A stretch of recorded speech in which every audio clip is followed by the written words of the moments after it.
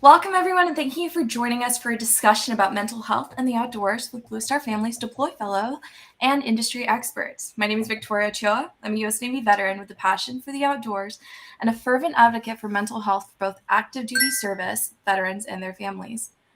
Joining me is one of our wonderful Deploy Fellows, Nicole Rawlinson.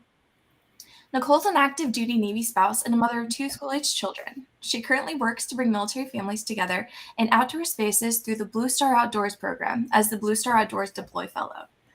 She has several years of informal education and public outreach experience in library, museum, and interpretive spaces, developing and supporting public outreach programs, inspiring young people and building up resilient future leaders while creating relationships and connecting communities. Thank you for joining us, Nicole. Thank you. Also joining us is Dr. Ingrid Herrera-Yee, one of our very knowledgeable BSF Advisory Board members, and Kaylee Brown, co-founder of Military Wild. Dr. Ingrid Herrera-Yee is an Army Reserve spouse, and she's also a mother of three. She's a clinical and research psychologist and mental health subject matter expert with 18 plus years of combined experience in policy, clinical practice, research, teaching, program evaluation, and project management. She specializes in suicide prevention, trauma, resiliency, and military first responder mental health. She's also passionate about serving underserved bilingual Spanish-English populations in her various roles. In one of her most recent roles, she was the director of the National Academy of Medicine's Action Collaborative on Clinician Wellbeing. She's also currently co-chair on the Blue Star Family's REI initiative, where she has been supporting their social impact research report focused on military and veteran families of color. And finally, we've got Kaylee Brown. Kaylee's engaged to her active duty Air Force partner, Sarah. She's also the co-founder and vice president of the 501c3 Military Wild, an organization that strives to provide opportunities for military families to get outdoors safely. She also works as a program manager for the Virginia State Parks Department, where she mentors AmeriCorps members who are serving with the Virginia State Parks. For the last 4 years, she and her team at Military Wild have been working to create a space within the military community for families to get out and meet each other, regardless of outdoor experience, race, gender, or military status. They have so far created a community of over 10,000 active duty retirees, veterans, and dependents throughout 14 chapters across the country, run by 25 volunteer ambassadors. Wow, that's amazing. Now let's get down to business and discuss mental health and how it affects our military families. As we all know, the stresses of the military lifestyle can contribute to adverse mental health outcomes among service members, veterans, and their families. So why do you all believe that a topic such as mental health in the outdoors is important for our audience? Well, I'll go first. The short answer for me is that mental health is health, right?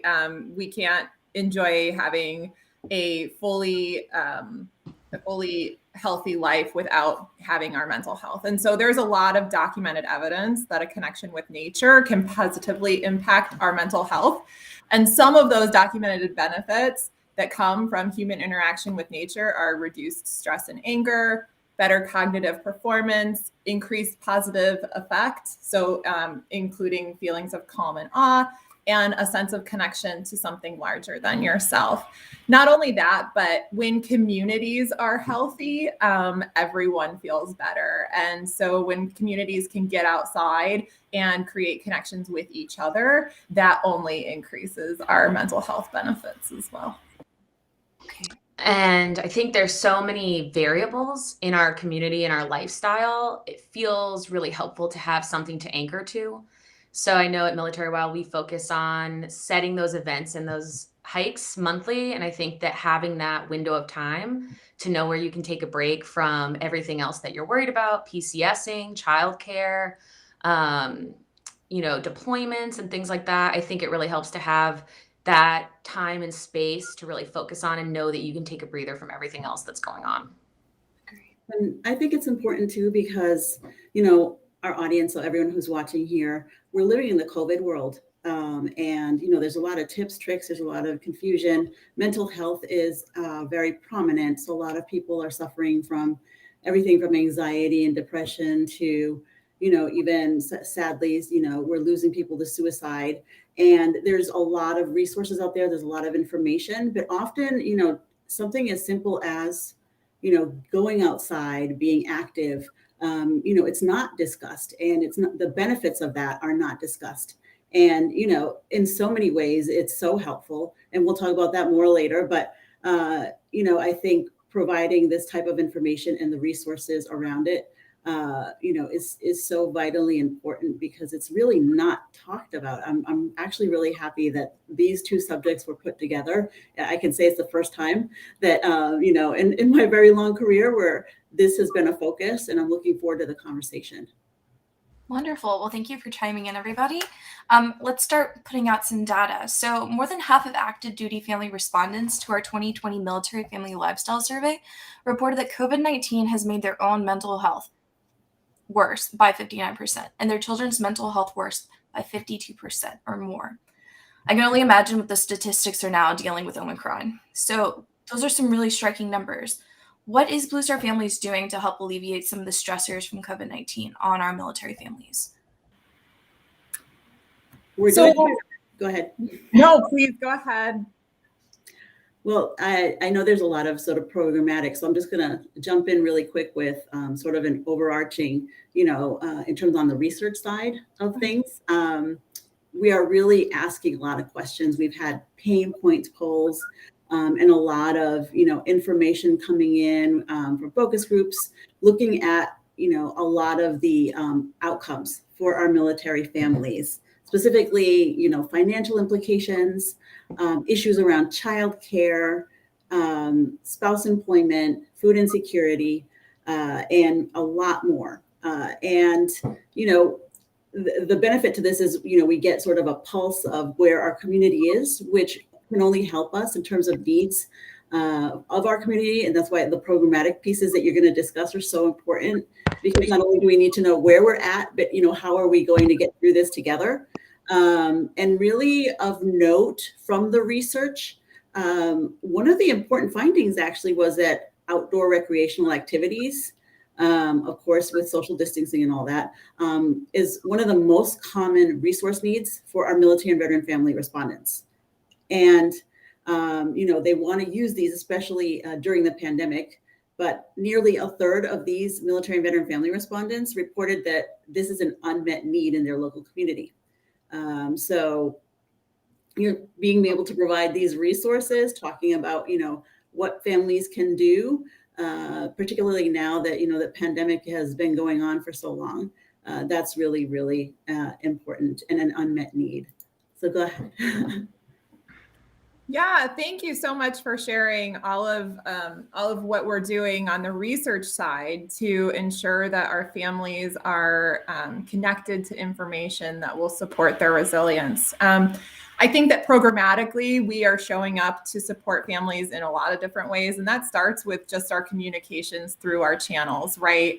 So sharing out resources via our national and chapter newsletters, sharing tips and everyday ways to kind of keep our families in the know, and making sure that our families know that they have access to amazing resources through being members of Blue Star Families, like a free subscription to Headspace, which is a meditation app that supports well-being and mindfulness.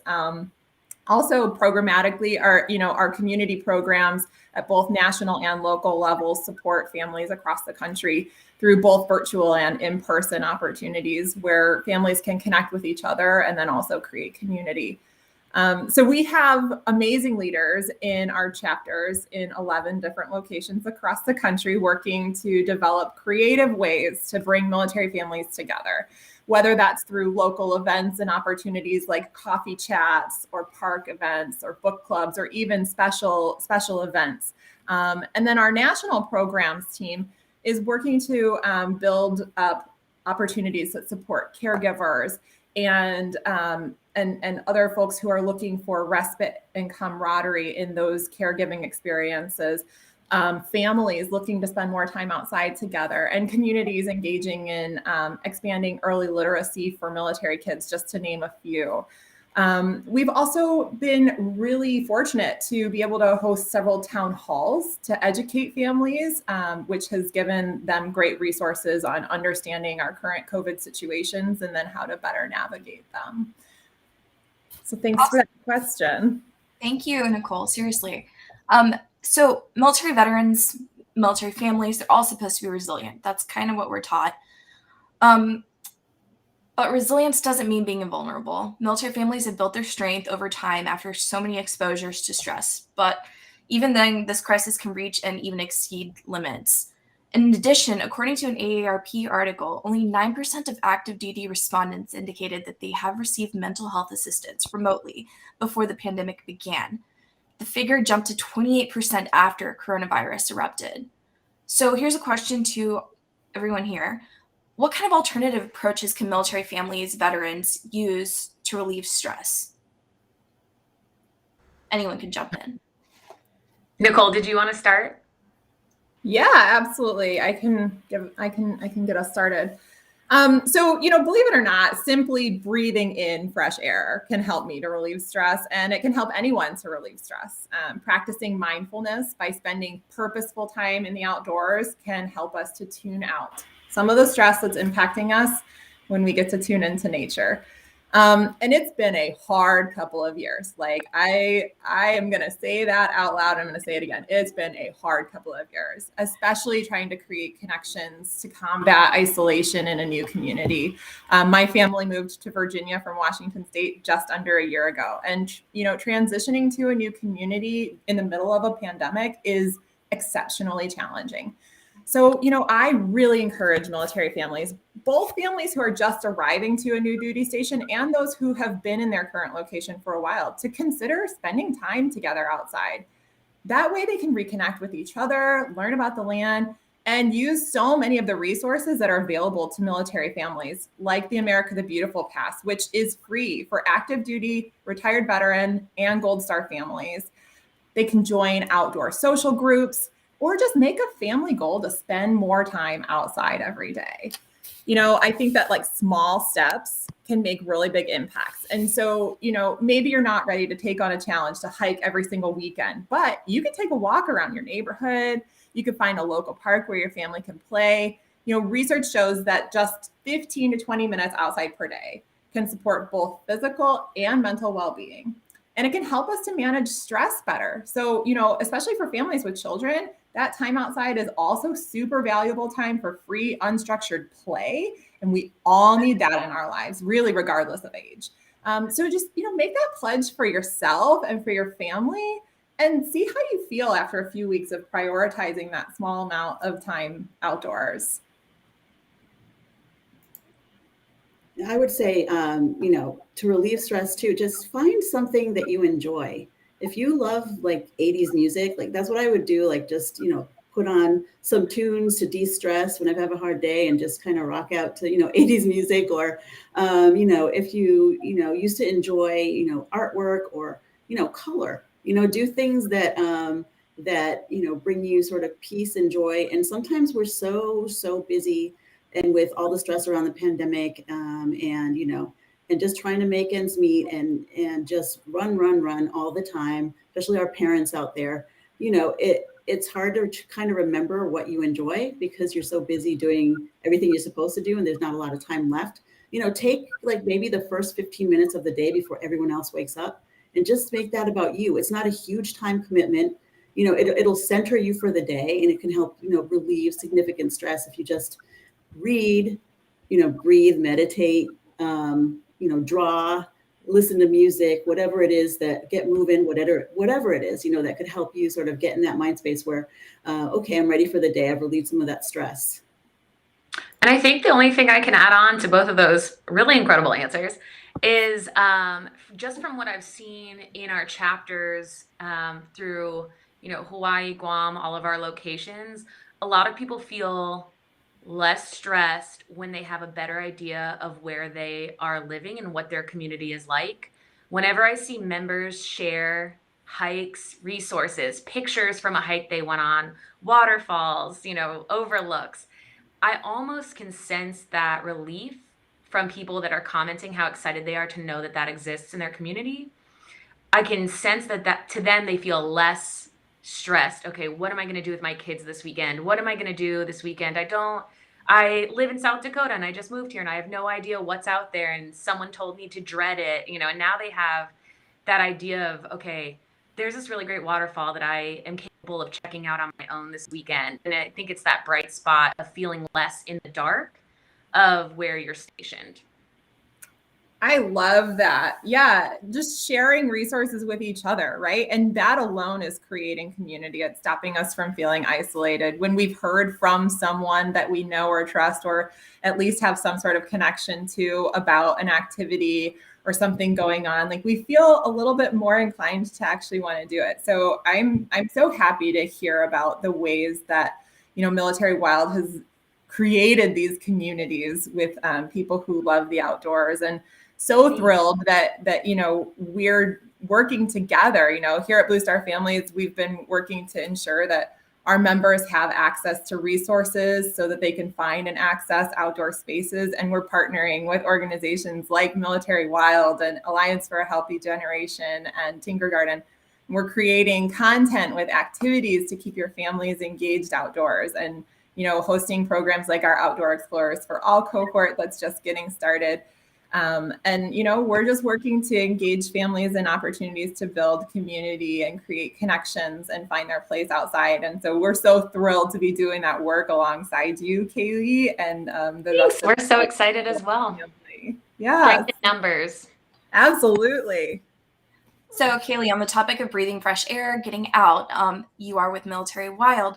Can you tell us a little bit about how it came to be? What's your mission? What's your vision?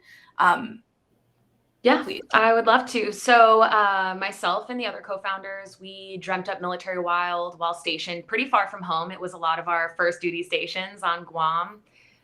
We were struggling with kind of that feeling that I think we all have at one point or another, where we were isolated from our community, far from home, didn't have a lot of resources to lean on. And we were the new kids on the block, really, is the best way of saying it. And just looking for ways to establish roots in a lifestyle that I don't think makes it very easy to do so. We were born in 2018 as a community that fosters a love for wild places and provides its members with the tools and resources to get outside safely, to explore their communities. So over the past 4 years, we've grown in mission and size. And while hiking is our foundation, you can find our members participating in so many different things: sunset yoga, which is my personal favorite, kayaking trips, other outdoor adventures, and facilitating these opportunities continues to get our members outdoors anywhere, which is our motto, while getting them the fresh air they need to reset, refresh, and rebalance their mental health.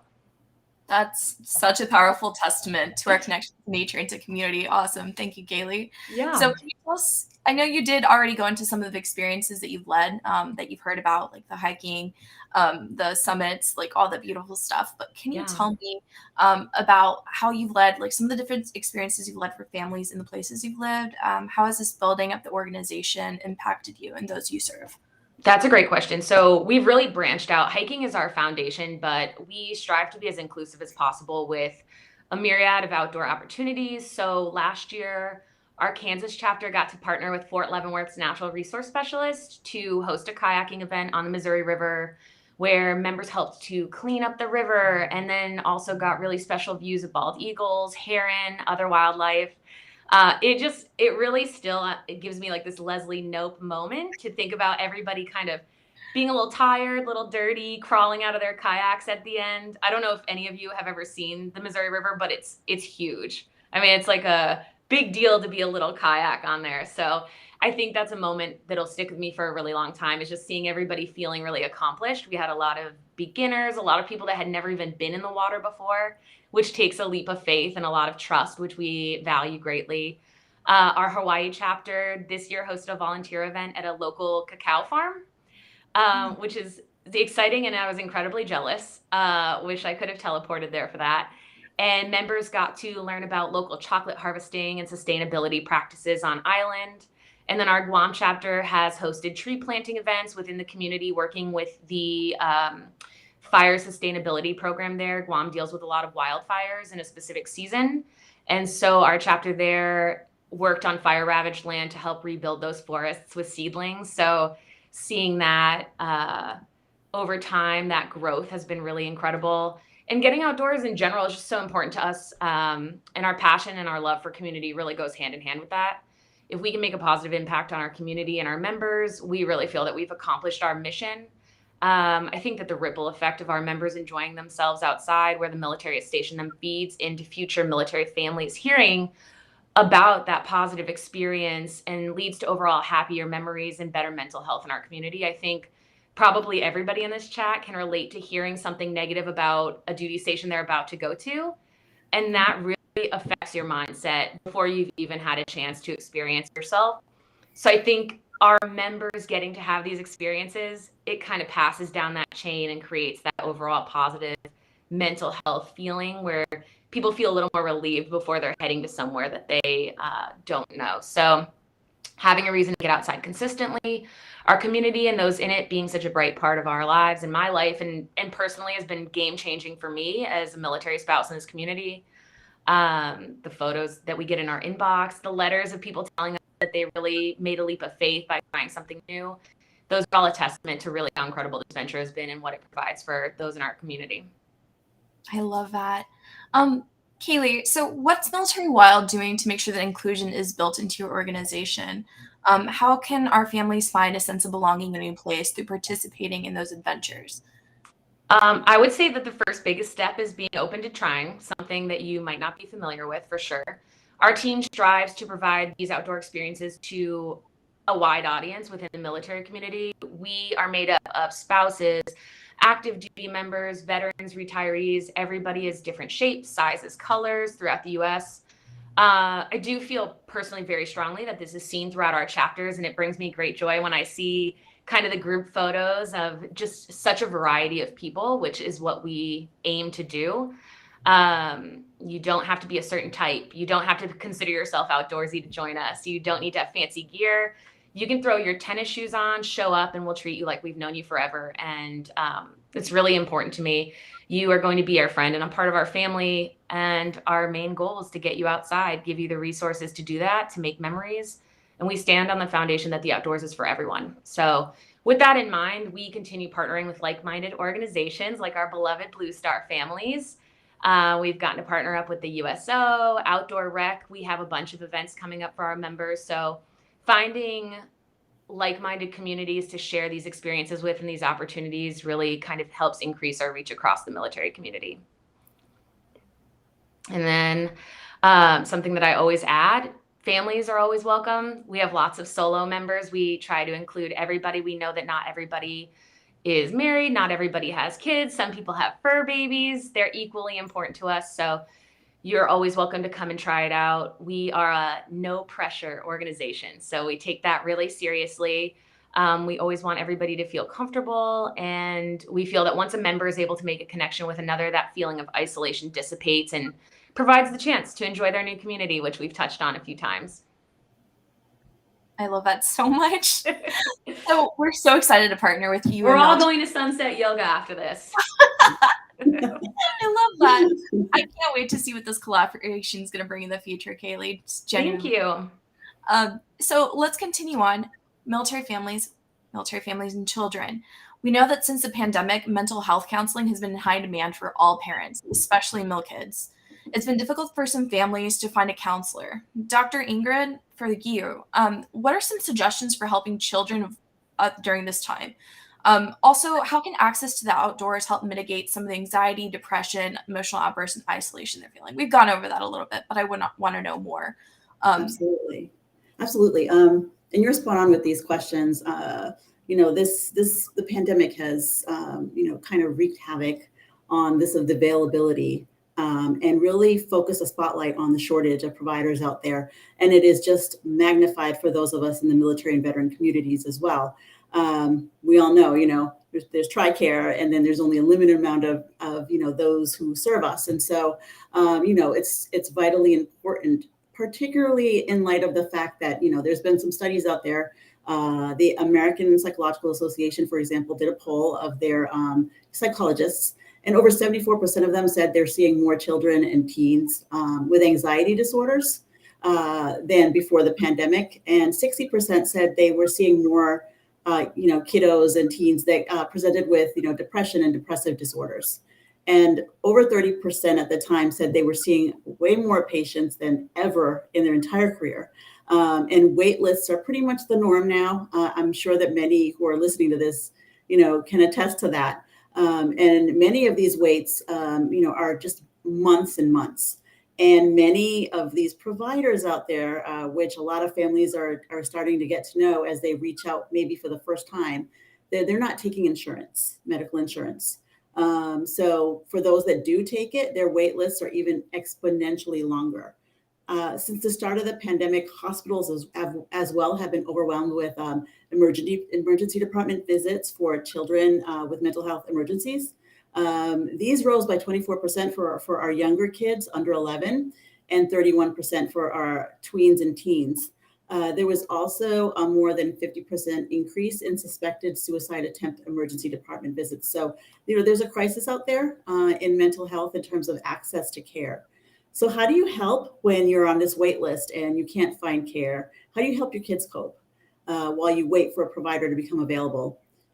Personally, as a parent, we could talk to our kids, ask them how they're feeling. Now, I know they don't really open up about feelings, but really describing to them, that, depression, hopelessness, anxiety, some of what they're feeling is normal. And being angry and irritable, also normal reactions to stress. But it's when these feelings become overwhelming or they're consistent or they change the way your child has behaved, sort of their own norm, that's when you have to really sort of, take note and try to, be more of a support, because it really does affect your child's ability to keep doing sort of their usual, going to school, doing their work, having fun with friends. And these might be signs that, they might need more support during this difficult time. And when you're talking about young kids, especially, it's more about their behavior. They're really not able to articulate what they're feeling or what they're going through. They might say that they're very, very bored, or they might appear irritable. These are behaviors to sort of watch out for. For teenagers, they kind of go inward. They hide their feelings. Often they feel like they don't want to bother anyone, or they don't know how to verbalize as well. The typical sort of moody teen that we all, may have been once and we know about in our own personal lives, but it's almost like to the 10th degree. So there is more of that. And, there are ways that we can support our kids. And one of the important things, honestly, is as simple as routine. Keep it to a schedule. So keep them thriving on these routines. Once, they have something that's predictable, that they know is going to happen, this familiarity, this sense that things continue on, this helps them to cope and gives them a sense of control, which, as we all know, even us adults, during COVID, there's this tremendous sense of like, we don't have control over, when is this going to end? And, the masks and, and social distancing and not being able to live as before, there's that loss of that sense of control.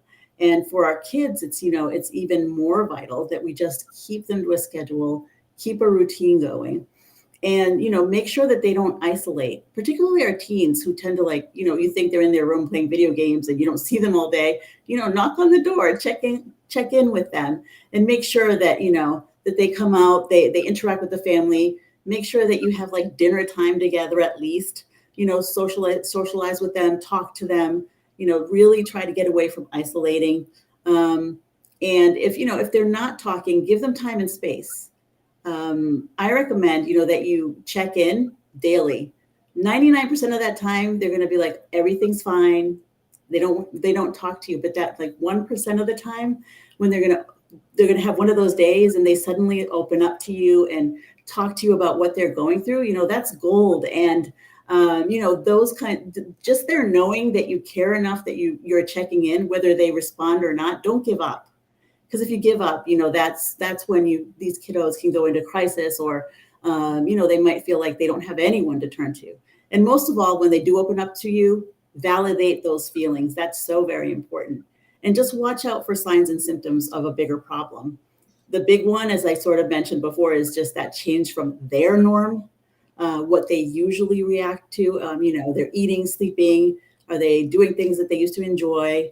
And if they do start talking about self-harm or, If you suspect any type of suicidal ideation, it's important. This is an urgent situation. It's important to seek care immediately. So your child could be struggling with, the loss of friendships, access to those regular activities. Kids and teens are social by nature. It's a big part of, their development. And this is where you can bring in a lot of these activities outdoors.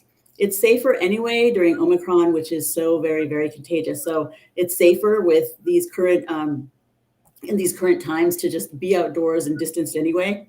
So encourage your kids to engage in activities that'll give them sort of a sense of accomplishment, something that will be fun, social, and it could help to lift their spirits. So including these outdoor activities themselves can help actually protect against and sometimes even treat depression and anxiety in kids. The simple act of making plans, of completing fun tasks and coming up with strategies really helps to decrease feelings of helplessness and hopelessness that they may be experiencing. And, speaking biologically, being outside, it increases serotonin, endorphins, it reduces cortisol levels, so they start to actually physically feel better. And that, can help lift the moods naturally. So spending time outside is that very natural way to help regulate the mood, decrease stress, and just overall make them feel better. The bottom line really is, that activities, outdoors, moving, getting those little guys moving, it really is a stress buster. It boosts the mood, fights depression, anxiety, and it's just really a great benefit. And just a quick note on finding a counselor, because I am acutely aware, being in the field, of that very, very critical shortage and of so many families who are waitlisted. And you have to sometimes, just you think to yourself, what am I going to do? It's stressful for a parent to see their child, really suffering through a mental health concern. So, one easy way is to go to your primary care physician for help. They are trained as just general medical folks in mental health, and they can assist with screenings. So they can screen for, just the basics, depression, anxiety, and some other mood disorders, for example. So they can help sort of point you in the right direction, and they can refer you to those, offices they might know that have less of a waiting list or who may have openings currently. There's also Military One Source, where you can connect with, non-clinical counseling and support to help with like the stress and, tips and tricks on how to cope for you and your family. And they offer 12 free sessions, sometimes more. And also, ask people in your circles for referrals. Sometimes they are in the know and they know who may have, some flexibility or availability for your family to be seen. Search for opportunities to access telehealth. And, and this, the important piece here is if it's urgent, if you feel like your child is in crisis, even if it doesn't rise to the level of, suicidal ideation, but, there are other issues that you're deeply concerned about, go to the emergency room. There they can at least connect you with treatment options. And oftentimes, provide you with referrals that are more at the ready because they have to urgently get folks seen. So they're more aware of, in real time, who may be available to you and your family. And just a side note that the CDC has also developed a COVID-19 parental resources kit, and it really is full of a lot of great suggestions. So I really encourage you to check that out. I've just dropped that link in the chat for anybody following along. We're going to continue on to diversity in the outdoors. Thank you so much, Dr. Ingrid. I appreciate all that. Statistics collected from the U.S. Forest Service, the National Park Service, and the Fish and Wildlife Service have shown that although people of color make up nearly 40% of the total U.S. population, close to 70% of people who visit national forests, national wildlife refuges, and national parks are white, while Black people remain the most dramatically underrepresented group in these spaces.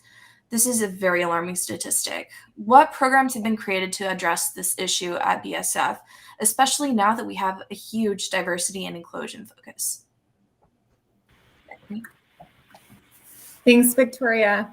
So one of the ways we are really focusing on building up more equitable outcomes for military families of color in the outdoors is through thoughtful and meaningful program recruitment.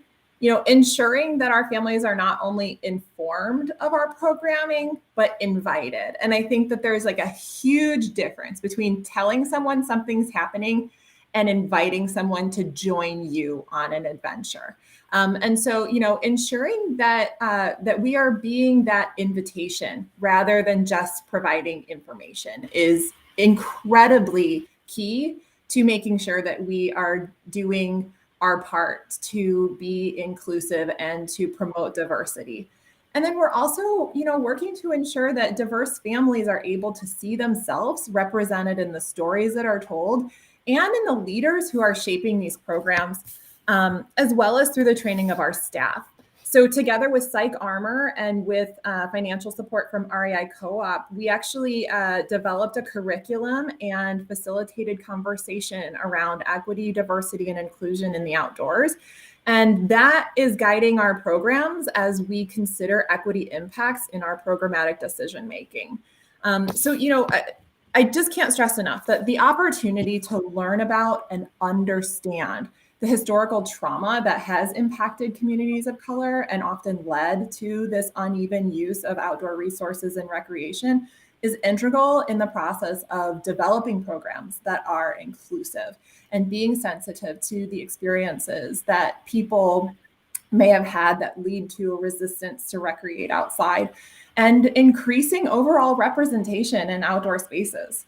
When we are working to ensure that our families and communities are healthy and resilient, and we work to ensure our military families of color feel welcome and resilient and a sense of belonging in outdoor spaces, we are not only inviting them to experience the benefits of outdoor recreation and connection, we are helping our entire community. Because when we all feel good, we are doing the most good. I love that. Thank you, Nicole. That is so true. So oftentimes there's an assumption that helping military families of color excludes other families, but we know that's not true. In conclusion, thank you so much, everyone, for joining me today. It's been an amazing webinar. Take care of yourselves, everyone, your families, and spend some time outdoors as much as possible for your mental health.